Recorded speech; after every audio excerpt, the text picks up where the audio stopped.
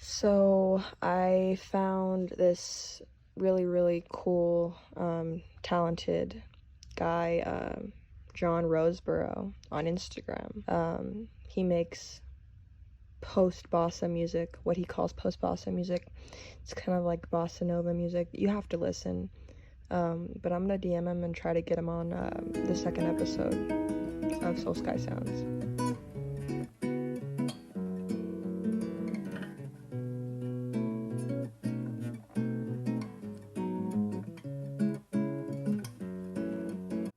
This is his story. My name is John Roseboro, and I am an artist. I'm a writer and a painter, but what I'm most known for right now is my music. I make a fun, sometimes relaxed, sometimes unsettling sort of music. We call it post-bossa, and this is where I do most of my work. This room that we're in is an unfinished basement. That's where I run my record label, Public Confession Art House. What I want you to know about my process is it's pretty much the opposite of everyone else's process that I've ever met. Most people, particularly these days, especially with the advent of computer music and digital, samples, all that kind of stuff. You know what I'm talking about. People will start off with a beat and maybe they have a riff or a bass line, and they'll build up from there. And there's nothing wrong with any of that, but I do my art completely the opposite way. I'll start off with a concept or something that I want to communicate. I want to talk about something. There's something in my heart.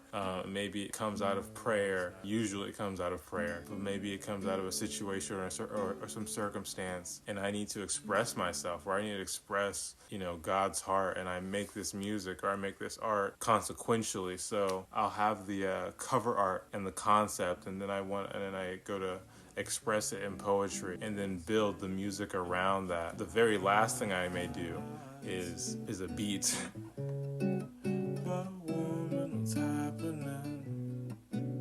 So the songs don't go through a lot of revisions in the writing process, but they go through many revisions in the mixing process. True story.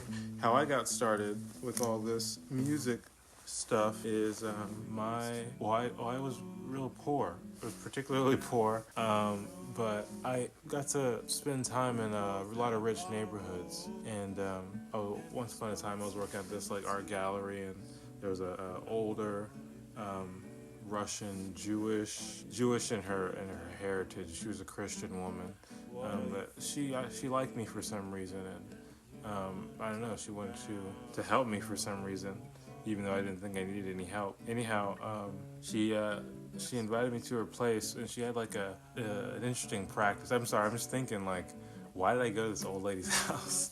But anyways, she gave me a guitar. And the guitar was too small.